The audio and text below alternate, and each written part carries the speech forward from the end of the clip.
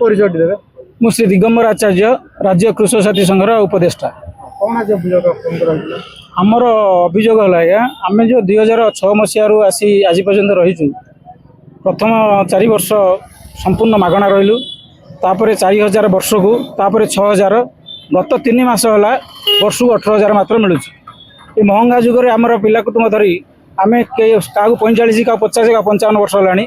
परिवार चलियाटा मुस्किल हो पड़ी किंतु आम केंद्र सरकार और राज्य सरकार उभय सरकार समस्त कृषि भित्तिक कार्यक्रम आम संपादन करूँ पंचायत स्तर में